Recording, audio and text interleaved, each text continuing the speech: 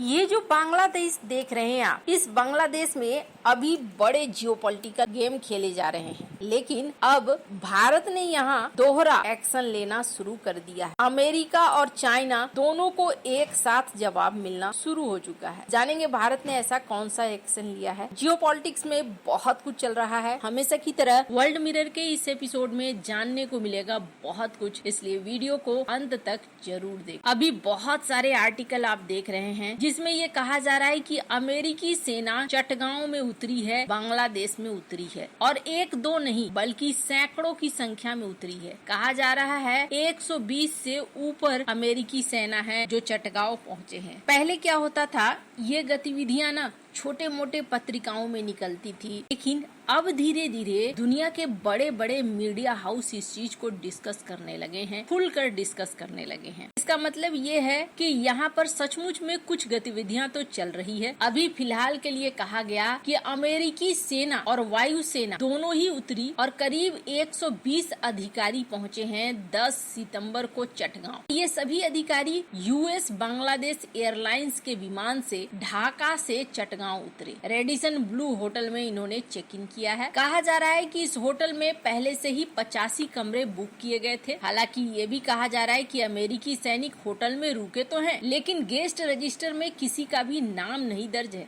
और फिर ये भी कहा जा रहा है कि 10 सितंबर को ये लोग यहाँ पहुँचे हैं और 14 सितंबर को चटगांव के शाह अमानत अंतर्राष्ट्रीय हवाई अड्डे पर इजिप्ट की वायुसेना का एक परिवहन विमान उतरा है, यानी कि कार्गो प्लेन। और इसके एक दिन बाद 15 सितंबर को अमेरिकी सैनिकों ने बांग्लादेश वायुसेना के पंटेंगा एयरबेस का दौरा किया है। हालांकि अमेरिकी सेना के लिए कहा जा रहा है कि अमेरिकी सेना यहाँ लंबे समय तक रुकेगी नहीं और 20 सितंबर को चटगांव से वापस चली जाएगी। लेकिन अमेरिकी सेना एक ऐसे समय में पहुंची है जब कुछ दिन पहले ही ढाका के किसी होटल में कथित तौर पर एक अमेरिकी विशेष बल के अधिकारी को लेकर कुछ घटना भी हुई। पर सवाल ये है कि बांग्लादेश की सेना अपने क्षेत्र में अमेरिकी सैनिकों को क्यों आने दे रही है। हालांकि अमेरिकी सैनिकों के उतरने के बाद सबसे बड़ा सवाल यही उठता है कि क्या शेख हसीना ने जो बात कही थी सेंट मार्टिन द्वीप को लेकर, क्या उस तरफ तो अमेरिका बढ़ नहीं रहा है। वैसे आपको बता दूं, अमेरिका का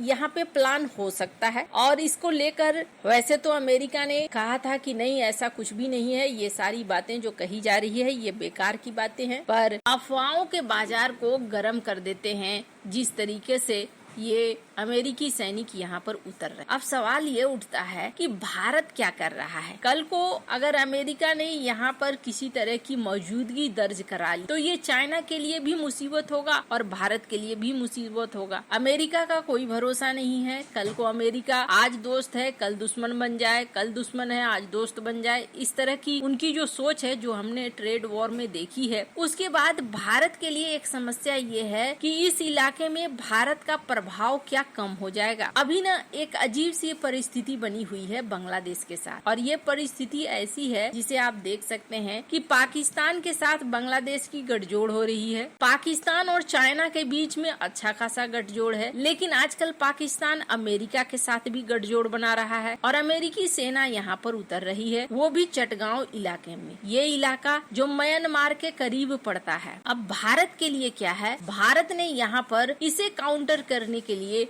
2 दांव पहले ही चल दिया है। पहला दांव भारत ने कहाँ चला है, आपने देखा होगा अभी हाल फिलहाल में ना कई तरह के बुद्धिजीवी निकलकर सामने आए थे और उन्होंने विरोध करना शुरू कर दिया था भारत के एक बेहद खास प्रोजेक्ट का, और ये प्रोजेक्ट है ग्रेट निकोबार का प्रोजेक्ट। ग्रेट निकोबार एक ऐसा लोकेशन, स्क्रीन पर इस मैप को देखिए, ग्रेट निकोबार जो मलक्का स्ट्रेट के एकदम करीब में पड़ता है, और ये एक ऐसा जगह है जहाँ से भारत बांग्लादेश को भी साध सकता है, चाइना को भी साध सकता है और अमेरिका को भी साध सकता है। मलक्का स्ट्रेट जहाँ से होकर सभी का माल गुजरता है इस इलाके में, चाइना का ज्यादा गुजरता है, लेकिन अगर कोई तीसरा देश यहाँ अपनी मौजूदगी बनाता है तो उसे भी मलक्का स्ट्रेट से होकर ही गुजरना होगा। साथ ही साथ ये एक ऐसा लोकेशन है जहाँ से भारत बांग्लादेश पर भी नजर रख सकता है, चाइना पर भी नजर रख सकता है और अफ्रीका की तरफ से आने वाले जहाजों पर भी नजर रख सकता है। भारत ने इस प्रोजेक्ट की तरफ कदम बढ़ा दिया है। हजारों करोड़ खर्च करके भारत ग्रेट निकोबार को एक ऐसी जगह बना रहा है जहां से से भारत की रणनीतिक शक्ति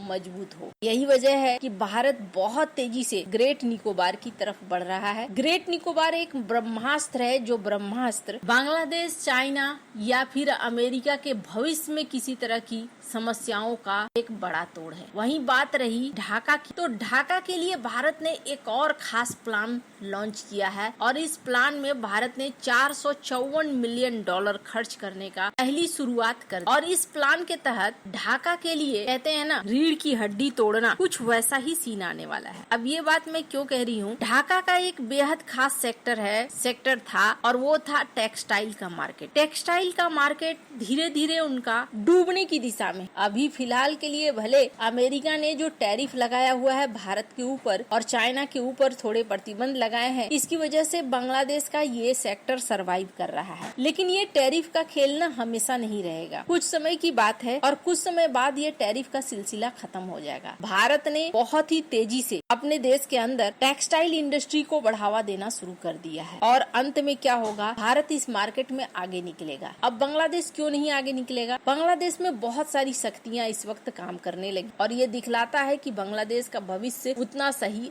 आगे नहीं है। आगे वो अपने आप को इकोनॉमिक तौर पर आगे बढ़ाने की तरफ सोच पाएंगे, ये लग नहीं रहा है। जैसी परिस्थितियां उनके देश के अंदर धीरे धीरे उत्पन्न हो रही है और जब किसी बाहरी देश का प्रभाव शुरू हो जाता है तो मुश्किलें और भी ज्यादा बढ़ जाती। वहीं एक दूसरा सेक्टर भी था जिस सेक्टर से बांग्लादेश बहुत ही अच्छी खासी कमाई करता है और वो सेक्टर है पुराने जहाजों को तोड़ फोड़ कर नया जहाज बनाना, रिसाइकल कराना। ये मार्केट बांग्लादेश के पास भी है और पाकिस्तान के पास भी है। दोनों बहुत बड़ी मात्रा में इस तरह के काम करते हैं और इसमें नंबर 1 की अगर बात की जाए तो नंबर 1 पर है बांग्लादेश, जो अच्छी खासी कमाई करता है इस उद्योग के जरिए। बांग्लादेश की बात करें ना तो आप ऐसे समझ लीजिए कि दुनिया के जहाज के रिसाइकलिंग का 50% से अधिक हिस्सा बांग्लादेश ही कंट्रोल करता है। और सबसे ज्यादा कहाँ पर रिसाइकलिंग होती है? चटगांव यार्ड में सालाना 4 से 5 मिलियन टन जहाज रिसाइकलिंग होती है। अब इसके लिए भारत यहाँ पर 40,000 करोड़ खर्च करने को तैयार है। भारत सब्सिडी दे रहा है अपने देश में